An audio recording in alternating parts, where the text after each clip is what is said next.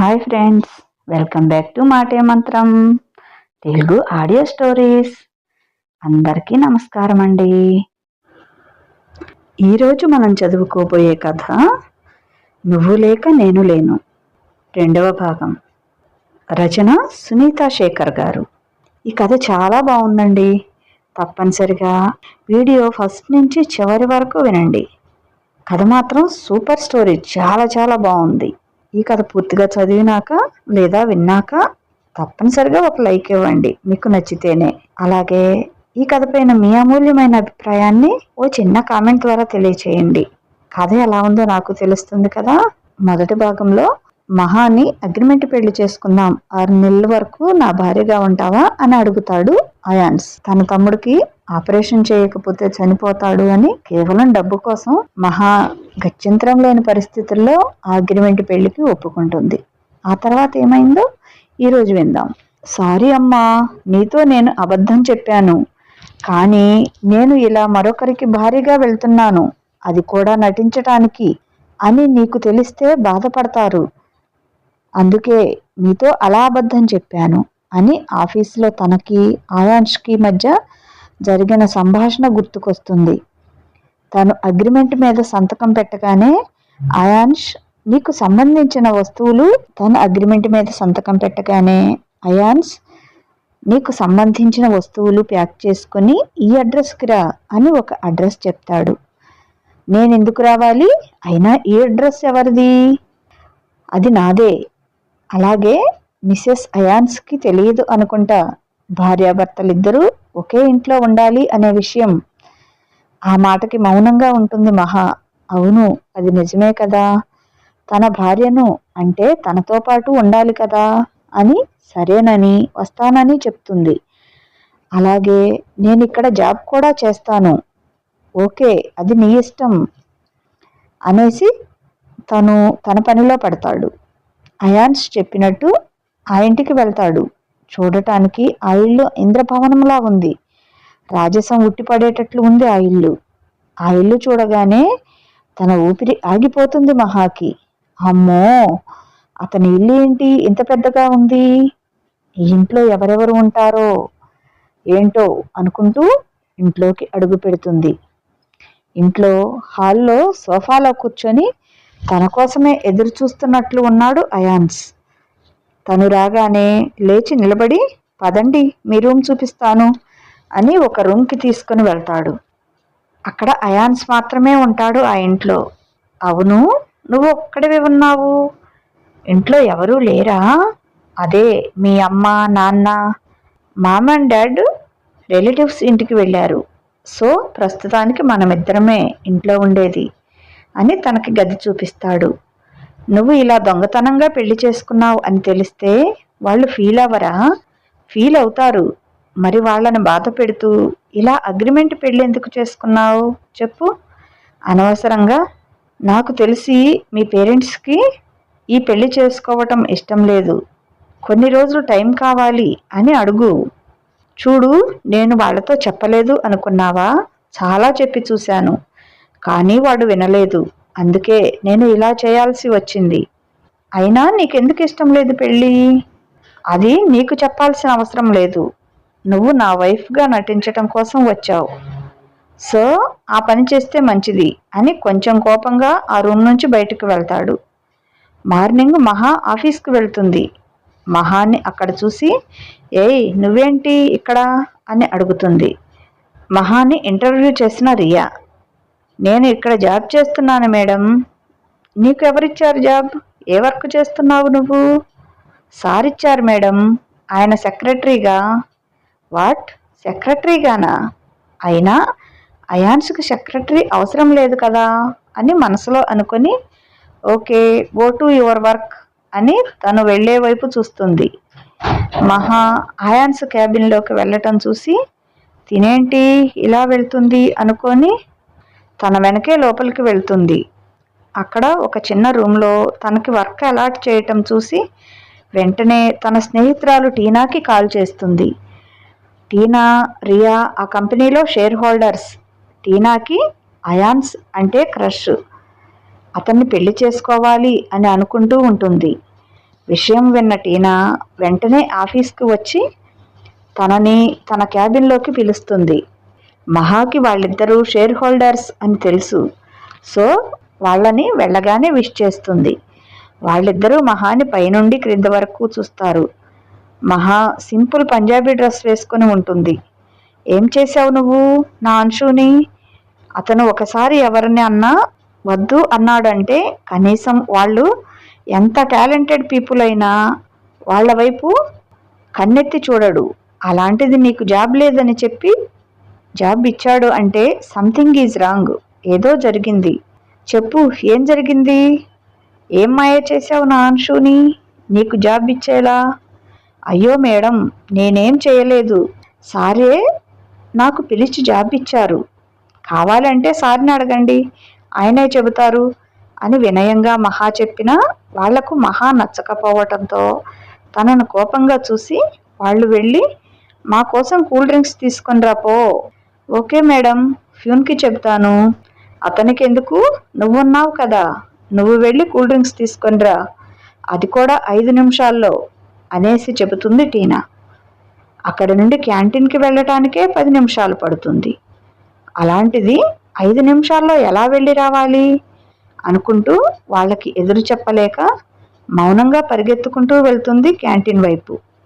తన క్యాబిన్లో వర్క్ చేసుకుంటూ ఏదో ఫైల్ కావాలి అని మహా క్యాబిన్ దగ్గరికి వెళ్ళిన అయాన్షుకి అక్కడ మహా కనిపించదు. ఏమైంది తిను, ఎక్కడికి వెళ్ళింది అని సీసీటీవీ ఫుటేజ్ వైపు చూస్తాడు. మహా క్యాంటీన్ వైపు పరిగెత్తుకుంటూ వెళ్ళటం కనిపిస్తుంది. అందులో తనెందుకు క్యాంటీన్ వైపు పరిగెత్తుకుంటూ వెళ్తుంది, ఏమైంది తనకి అని తన క్యాబిన్ నుంచి బయటకు వస్తాడు. మహా తొందరగా వెళ్ళి కూల్ డ్రింక్స్ తీసుకొని వాళ్ళు ఉన్న క్యాబిన్ వైపు వెళ్తుంది. తినేందుకు టీనా వాళ్ళ క్యాబిన్ వైపు వెళ్తోంది. తను వెనకే లోపలికి వెళ్తాడు అయాన్ష్.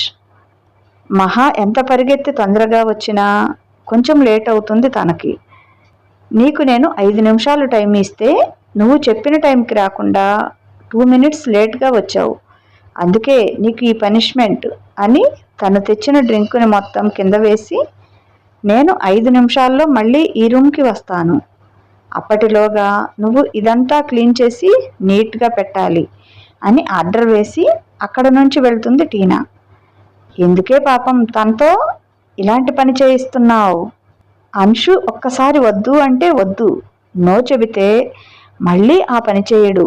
అలాంటిది అతను జాబ్ ఇవ్వను అని చెప్పి పంపించిన అమ్మాయికి మళ్ళీ తనే జాబ్ ఆఫర్ చేశాడంటే అర్థం కావటం లేదా? తనేదో మాయ చేసింది అతనిని అని. అందుకే తనే ఇక్కడ ఉండను బాబోయ్ అనేలా చేస్తున్నాను అని అక్కడ నుంచి బయటకు వెళ్తుంది టీనా. ఈ మాటలన్నీ వింటాడు అయాన్స్. వాళ్ళు వెళ్ళగానే లోపలికి వస్తాడు అయాన్స్. లోపలికి వెళ్ళి క్లీన్ చేస్తున్న మహాని చూసి, నువ్వెందుకు ఇది క్లీన్ చేస్తున్నావు అని అడుగుతాడు. వాళ్ళు తనతో ప్రవర్తించిన దాని గురించి ఏమైనా చెబుతుందేమోనని. మీరే చెప్పారు కదా, నీ ఇష్టం వచ్చిన వర్క్ చేయొచ్చు ఇక్కడ అని అన్నారు కదా, నాకు ఇప్పుడు ఈ వర్క్ చేయాలి అనిపిస్తుంది, అందుకే చేస్తున్నాను. అయాన్స్ కోపంగా, ఎందుకు నాతో అబద్ధం చెప్తున్నావు? వాళ్ళు నిన్ను ఏడిపిస్తూ ఉంటే నాతో చెప్పకుండా ఇలా వాళ్ళు చెప్పినట్లు చేయడమేనా? నా వైఫ్ ఇలా నా కంపెనీలో క్లీనింగ్ పని చేస్తుంది అని బయట తెలిస్తే నాకెంత పరువు తక్కువ? చూడండి, నేను ఏం తప్పు పని చేయటం లేదు, నా వర్క్ చేస్తున్నాను. అలాగే ఇంకొక విషయం, మనం ఇంట్లో మాత్రమే వైఫ్ అండ్ హస్బెండ్, అది కూడా 6 months ఓన్లీ. అయినా మనది సీక్రెట్ మ్యారేజ్. ఇంకెలా తెలుస్తుంది చెప్పండి ఎవరికైనా మీ వైఫ్ ఫలానా అని? ఆ మాటకి కోపం వస్తుంది తనకి. మహాని బయటకు లాక్కొని వెళ్ళి, హలో గైస్, లిజన్, తన పేరు మహా, షీ ఈజ్ మై వైఫ్, నిన్న మ్యారేజ్ చేసుకున్నాము. అండ్ అందరూ నాకు ఎలా రెస్పెక్ట్ ఇస్తారో తనకి కూడా సేమ్ రెస్పెక్ట్ ఇవ్వండి. తనతో ఎవరైనా తక్కువ చేసి చూసినట్లు నాకు తెలిసిందో నేనేం చేస్తానో నాకే తెలియదు అని కోపంగా టీనా వైపు చూసి చెప్పి వెళ్తాడు అయాన్ష్. అయాన్స్ తనని భార్య అని అందరిలో చెప్పటంతో షాక్ అయి అలాగే చూస్తుంది మహా. అయాన్స్ పెళ్లి చేసుకున్నాడు అనే మాట విని రియా, టీనా కూడా షాక్ అవుతారు. అయాన్స్ తన మ్యారేజ్ గురించి అనౌన్స్ చేసి అలాగే ఈవినింగ్ రిసెప్షన్ ఉంది అని అందరూ రండి అని చెప్పి మహాని కూడా తనతో పాటు తీసుకుని వెళ్తాడు. నేను పెళ్లి చేసుకోవాలి అనుకున్న అంశుని తిను చేసుకుంటుందా? చెబుతా దీని కథ. ఈవినింగ్ పార్టీలో నీ పరువు పోయేలా చేస్తాను అని కోపంగా అక్కడి నుంచి వెళ్తుంది. లోపల తన క్యాబిన్లో కూర్చొని ఏడుస్తూ ఉంటుంది మహా. తన మ్యారేజ్ గురించి అనౌన్స్ చేసి లోపలికి వచ్చిన అతనికి మహా ఏడుపు వినిపించి, మహా ఏమైంది, ఎందుకు ఏడుస్తున్నావు అని అడుగుతాడు. నువ్వెందుకు మన మ్యారేజ్ గురించి అందరికీ చెప్పావు? ఈ విషయం మా అమ్మ తమ్ముడికి తెలిస్తే ఎంత బాధపడతారో తెలుసా? అయినా మనది సీక్రెట్ కాంట్రాక్టు మ్యారేజ్, అది కూడా ఇంట్లో వరకు అని చెప్పి ఇలా అందరిలో అనౌన్స్ చేయటంలో నీ ఉద్దేశం ఏంటి అని ప్రశ్నిస్తుంది అతన్ని. అతను ఏదో చెప్పబోయేలోగా అతనికి కాలు వస్తుంది. అతను మహా వైపు చూసి ఫోన్ మాట్లాడుతూ బయటకు వెళ్ళిపోతాడు. అయాన్ష్ అలా వెళ్ళటం చూసి కోపం వస్తుంది తనకి. అనవసరంగా ఒప్పుకున్నాను ఈ కాంట్రాక్ట్కి. ఇప్పుడు ఈ విషయం అందరికీ తెలిస్తే తర్వాత మేము విడిపోయినాక అసలు పరిస్థితి ఏంటో ఆలోచించడానికి భయంగా ఉంది అని అలాగే ఆలోచిస్తూ ఉన్న తన దగ్గరికి ఒక ప్యాకెట్ తీసుకొని వచ్చి తన ముందు పెడతాడు అయాన్ష్. ఒక్కసారి ఓపెన్ చేసి చూడు, తెలుస్తుంది. ఓపెన్ చేసి చూసిన తనకి అందులో ఖరీదైన శారీ, దానికి మ్యాచింగ్ జ్యువెలరీ, అలాగే మేకప్ బాక్స్ అన్నీ ఉంటాయి. ఎందుకు ఇవి అన్నట్లు అయోమయంగా అతన్ని చూస్తుంది మహా. మనం ఇంటికి వెళ్ళి రెడీ అయ్యి మళ్ళీ ఫంక్షన్ హాల్కి వెళ్ళేసరికి చాలా లేట్ అవుతుంది. సో మనం ఇంటికి వెళ్లకుండా ఇక్కడే రెడీ అయ్యి పార్టీకి వెళ్తాము. సో అందుకే ఇవన్నీ. ఏంటి, ఇక్కడ రెడీ అవ్వాలా? ఎలా రెడీ అవ్వాలి? కనీసం స్నానం కూడా చేయకుండా? అయినా నేను ఫంక్షన్కి రాను. నువ్వు చెప్పిందేంటి, ఇప్పుడు చేసేదేంటి? నేను నీకు ఎప్పుడూ చెప్పలేదే మన మ్యారేజ్ గురించి వేరే వాళ్ళ దగ్గర చెప్పను అని. అలాగే కాంట్రాక్ట్లో కూడా రాయలేదు. ఆ మాటకి షాక్ అయ్యి అలాగే చూస్తుంది అతన్ని మహా. అవును నిజమే, అతను ఆ మాట చెప్పలేదు, అలా కాంట్రాక్ట్లో కూడా లేదు అని అనుకుంటుంది మహా. తర్వాత ఆలోచిద్దు గాని వెళ్ళి రెడీ అవ్వు. పై ఫ్లోర్లో నా రెస్ట్ రూమ్ ఉంది. అక్కడ నువ్వు స్నానమే చేస్తావో పడుకొని పొర్లుతావో నీ ఇష్టం. ఇప్పుడు నాకు ఒక మీటింగ్ ఉంది, అది పూర్తి అవ్వటానికి 2 hours పడుతుంది. ఈలోగా నువ్వు రెడీ అయ్యిరా అనేసి మీటింగ్కి వెళ్తాడు అతను. మహా ఇంకేం అనలేక అతను చెప్పిన రూమ్కి వెళ్ళి రెడీ అవుతూ ఉంటుంది. మీటింగ్ తర్వాత ఆ రూమ్ దగ్గరికి వెళ్తాడు అయాన్స్. డోర్ కొట్టగానే వచ్చి ఓపెన్ చేస్తుంది. అయాన్స్ తనను శారీలో చూసి హ్యాపీగా ఫీల్ అవుతాడు. అబ్బా, శారీలో ఎంత బాగుంది తిను అనుకుంటూ తనని పైనుండి కింద వరకు చూసి చాలా బాగుంది తిను అనుకుంటూ, అవును నువ్వేంటి ఓన్లీ శారీ కట్టుకొని రెడీ అయ్యావు, ఇంకెలా రెడీ అవ్వాలి? మేకప్ వేసుకోలేదేంటి? నాకు అవన్నీ ఇష్టం లేదు, నేను వాడను వాటిని. కానీ అయాన్ష్ వైఫ్ వాడాలి వాటన్నింటినీ అని ఆమెను తీసుకొని వెళ్తూ ఉంటాడు.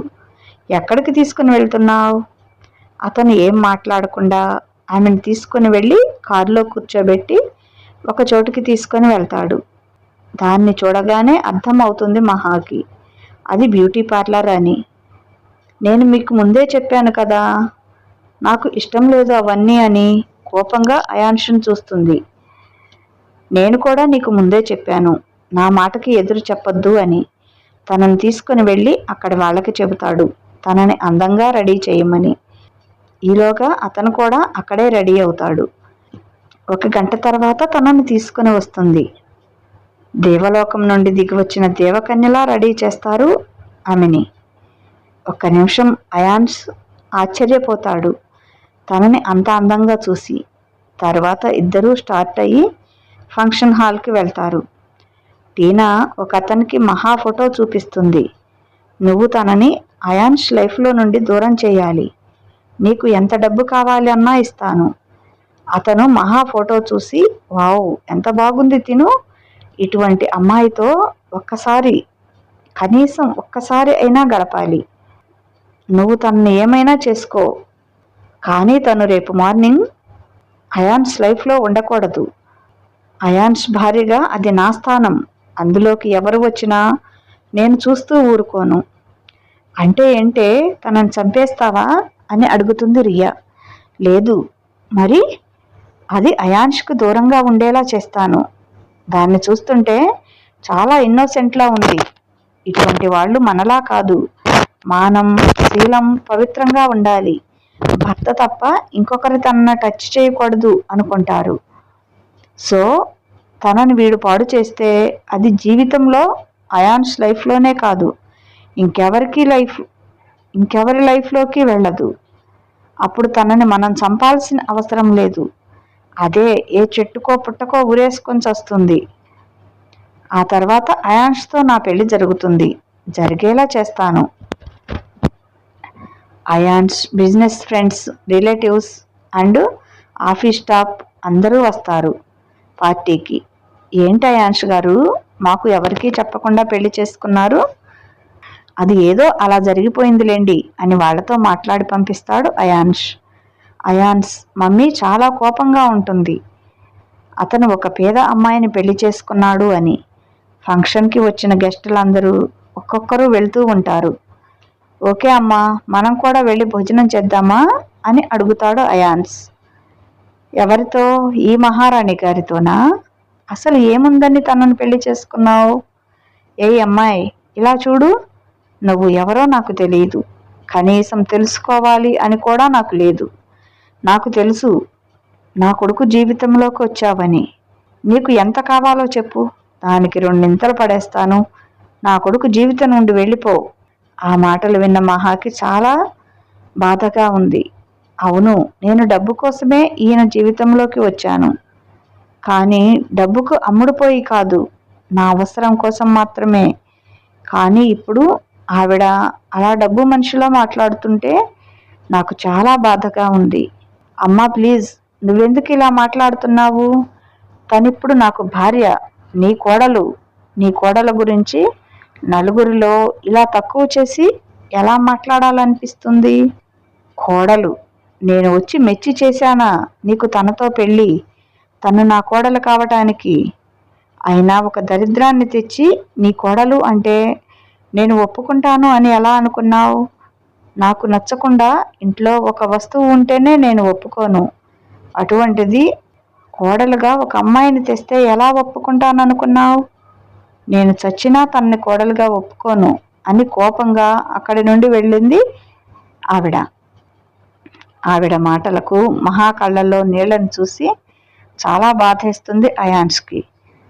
మహా ప్లీజ్ బాధపడొద్దు. మా అమ్మ ఏదో కోపంలో అలా మాట్లాడింది. నాకు తెలుసు ఆవిడ అలాగే మాట్లాడుతుంది అని. నేనేం బాధపడట్లేదులేండి అని కళ్ళు తుడుచుకుంటుంది. నీ కళ్ళను చూస్తే అర్థమవుతుంది మహా, నువ్వు ఎంత బాధపడుతున్నావో అని మనసులో అనుకుని, రా భోజనం చేద్దాం అని తనను పిలుస్తాడు. లేదు, నాకు ఆకలిగా లేదు. చూడు మహా, నువ్వు ఆఫ్టర్నూన్ నుండి ఏమీ తినలేదు. కానీ నీకు ఇప్పటికీ ఆకలి కాలేదు అంటే నీ మనసులో ఎంత బాధ ఉందో అర్థమవుతుంది. ప్లీజ్, నీకు తెలుసు కదా మన పెళ్ళి ఎలా జరిగింది అనేది. ప్లీజ్ లీవ్ ఇట్, ఆ మాటలు పట్టించుకోవద్దు. ప్లీజ్ రా భోజనం చేద్దాం అని అయాన్స్ రిక్వెస్ట్ చేసేసరికి అతని మాటలు కొట్టేయలేక, సరే వస్తాను పదా, కానీ వాష్రూమ్కి వెళ్ళి మొహం కడుక్కొని వస్తాను. ఓకే, తొందరగా రా అని వేరే వాళ్ళు పిలవటంతో వాళ్ళతో మాట్లాడుతూ ఉంటాడు అయాన్స్. మహా ఆ హోటల్లో వాళ్ళ కోసం కేటాయించిన రూమ్ వైపు వెళ్తుంటే తన దగ్గరికి వస్తారు టీనా, రియా. హాయ్ మహా, ఐఎమ్ వెరీ సారీ మార్నింగ్ మేము చేసిన దానికి. మాకు నువ్వు అయాన్స్ భార్యవు అని తెలియక ఏదేదో చేశాం. దానికి మమ్మల్ని క్షమించు. అయ్యో, అంత పెద్ద మాటలు ఎందుకులేండి. ఇదిగో ఈ జ్యూస్ తాగు, నీకోసమే తెచ్చాను. సారీ, ఏమనుకోవద్దు. నాకు ఇప్పుడు తాగాలని లేదు. అలా అంటే ఎలా? నీకు మా మీద ఇంకా కోపం ఉందన్నమాట. అందుకే మేము జ్యూస్ ఇస్తుంటే తాగటం లేదు. అయ్యో అలా ఏం లేదు అని మొహమాటానికి పోయి జ్యూస్ తాగేస్తుంది మహా. తర్వాత రూమ్ వైపు కొంచెం దూరం వెళ్తూ ఉంటే తనకి కళ్ళు తిరుగుతూ ఉంటుంది. టీనా ఆ అబ్బాయికి కాల్ చేసి, మా పని అయిపోయింది, నువ్వు చెప్పినట్లే తనతో జ్యూస్ తాగించాను, ఇంకా నీ పనే ఉంది, నువ్వు ఏం చేస్తావో నాకు తెలీదు, అది అయాన్స్ లైఫ్లో ఉండకూడదు అని చెప్పేసి అక్కడి నుండి వెళ్తుంది టీనా. ఇదండి ఈరోజు కథ. మరి పాపం ఈ టీనా రియా కలిసి మహాని ఏం చేస్తారో రేపటి ఎపిసోడ్లో తెలుసుకుందాం. పాపం అమాయకమైన ఆడపిల్ల మహా డబ్బు కోసం ఒక చట్రంలో ఇరుక్కుపోయింది. తర్వాత తన బ్రతికేమవుతుందో వెయిట్ అండ్ సీ. తప్పనిసరిగా ఈ కథ మొత్తం చదవండి. అలాగే మీకు ఈ కథ ఎలా అనిపించిందో మీ అమూల్యమైన అభిప్రాయాన్ని ఓ చిన్న కామెంట్ ద్వారా తెలియచేయండి. ఈ కథకి లైక్ ఇవ్వటం అస్సలు మర్చిపోవద్దండి. స్టోరీ అయితే చాలా బాగుంది, మీరు చదవటం కూడా మిస్ చేయొద్దు. ఇక మన మాటే మంత్రం ఛానల్ని సబ్స్క్రైబ్ చేసుకోండి, మీకు తెలిసిన వారికి షేర్ చేయండి. ఇక ఉంటాను. బాయ్, మీ లక్ష్మీ ఘంట.